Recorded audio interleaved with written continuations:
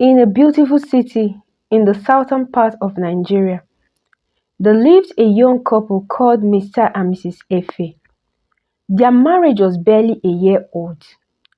Mr. and Mrs. Efe were a very happy couple who loved themselves so much. In fact, Romeo and Juliet would be so envious of the love they shared. Their marriage was so beautiful, lovely, and peaceful. It was a prayer point of most singles then, as most of them wished to enjoy such marital bliss. Mr. and Mrs. Efe lived in a duplex of a very big and beautiful compound, and in the compound were two units of two-bedroom detached flats unoccupied. One day, Mrs. Efe said to her husband, "Honey, our compound is so big. I feel so lonely anytime you are not at home. We have some flats that are currently unoccupied. My love, please let us rent them out to people now, please. At least it will make this compound more lively and also fetch us some money from the rent," she said. But her husband replied and said, "My angel, please, what other company is better than what you and I share?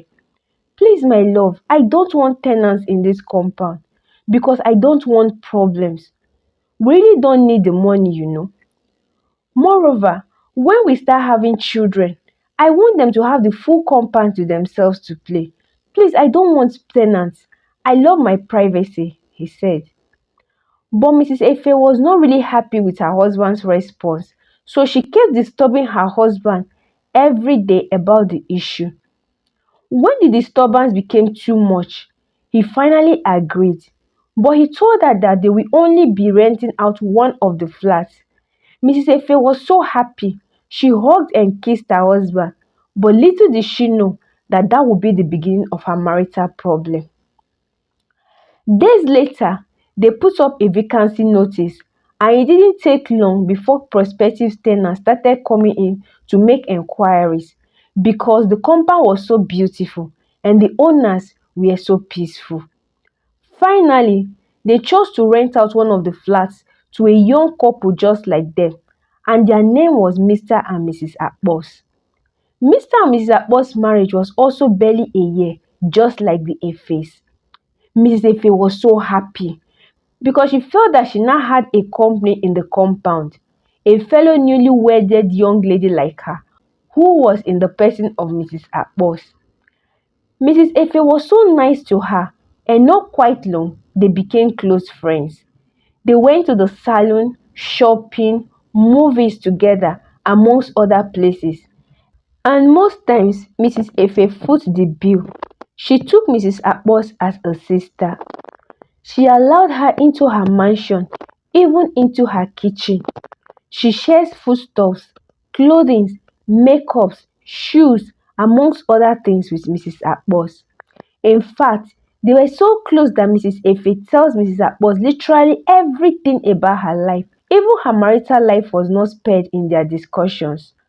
She tells Mrs. Akpos how her husband loves and cherishes her, how he helps her to do house chores and treated her like a princess.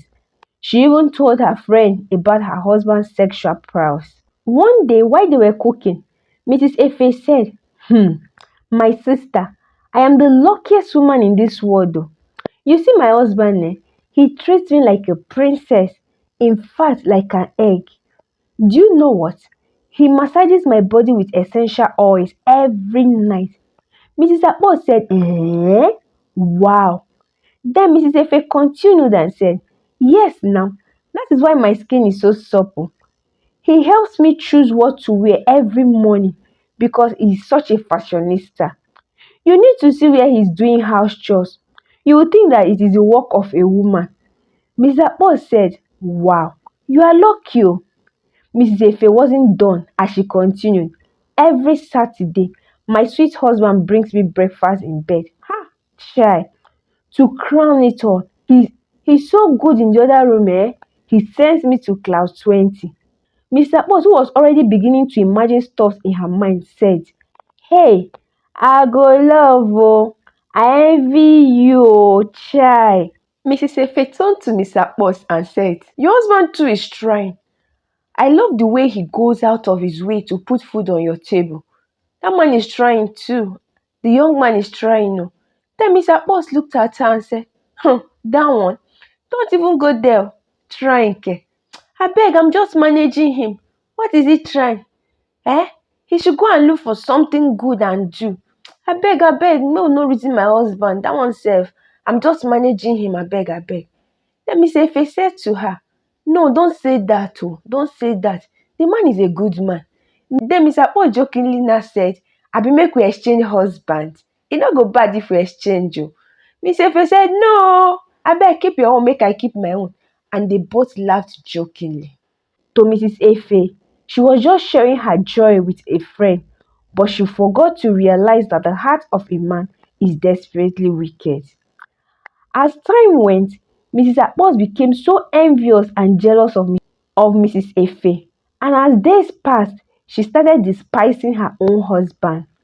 One day, when Mr. Akpos came back from work, his husband didn't welcome him warmly, and when he asked what the problem was, she flared up in anger and said, Mr. Akpos, so you sef you call yourself a man? Like when they say men should come out, you too you will come out, abi? Mr. Boss was surprised as his wife's heart burst, so he asked her calmly what his offense was. She went on to say, just take a good look at our landlord, Mr. Efe. He takes very good care of his wife financially. I mean, take a good look at his wife now. You will always see her wearing quality hair, clothes, jewelry, shoes, her makeup always on point. Check out her skin now, always popping. Check out the cars that she drive. You sef you no dey feel am, Mr. Husband. This is money talking. That is a clear evidence of a woman chopping her husband's money. On top of that he pampers her like a baby. Then let me shock you. He helps her out with house chores, Mr. Boss. This is our landlord I'm talking about a very wealthy man helping his wife with house chores. What about you? But you leave on very early. You give me little money, and when you come back, you can't even lift a finger to help me do anything in the house. All the time, you keep saying that you are tired. Tell me, are you a man? She clapped at his face while shouting at him. Mr. Boss placed his hand on his wife's shoulder in a bid to calm her down and said, my dear, I understand how you feel. But you should know that I am only doing my best to sustain this family. How can you even compare me with our landlord? You know that I am here to get a good job, even with my good certificate. It is with this bricklaying job that I am managing to put food on our table. I feel so bad for not helping you out with house chores. But it is not my fault, my wife. I always feel so weak and tired whenever I come home at night because I get exhausted from carrying blocks and heavy loads at building sites, he said. Then he went further to say, the Mr. Efe that you are comparing me with always come home from work earlier than his wife. That is the reason he can help his wife now. Please, my baby, try and understand. Try and be considerate now.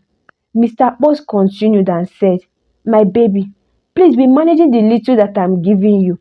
I promise you, once I get a decent job, trust me, you go chop money tire, he said to her calmly with a smile while caressing her cheeks.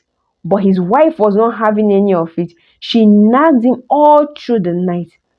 The nagging continued every day until one day a thought came to her. She thought to herself and said, I can actually become the landlord's wife. Yes, now. See me now. What does that woman have that I don't even have, self? Instead of managing with this poor man who will never get rich, it is better I go for the rich guy, she said to herself. So one early morning, while her husband left for work, she journeyed to a distant village to visit a witch doctor. When she met with the witch doctor, she narrated the reason why she came to seek him. And the witch doctor asked her exactly what she wanted him to do for her. Then she answered and said, I want Mr. Efe to stop loving his wife. I want him to chase her out of his house. In fact, I want him to forget everything about his wife. Baba, I want him to marry me and make me his wife henceforth." Then the witch doctor looked at her and said, "My daughter, are you sure of what you are saying? Are you sure of what you are asking for? Remember, all that glitters is not gold." But Mr. Boss answered firmly and said, "That is exactly what I want, Baba." Then the witch doctor said, "So it shall be. But remember that all actions have consequences. I hope you know that."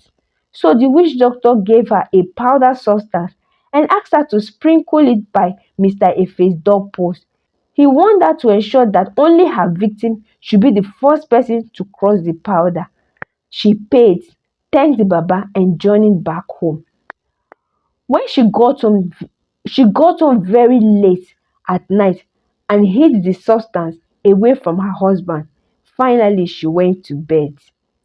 The next morning, immediately her husband left for work, she sat in front of her apartment, ensuring that Mrs. Efe had left for work also. She sprinkled the powder substance in front of her landlord's doorpost. Not quite long, Mr. Efe emerged from the house, ready for work. He crossed the powder substance and immediately he felt strange feeling all over his body. Then he beckoned on Mrs. Akpos for help. Immediately, she helped him into his bedroom. So, guys, what do you think will happen next? Do you think Mr. Akpos will succeed in her mission? Let me know your thoughts in the comment section. Hello guys, thank you so much for watching to this extent. I really appreciate.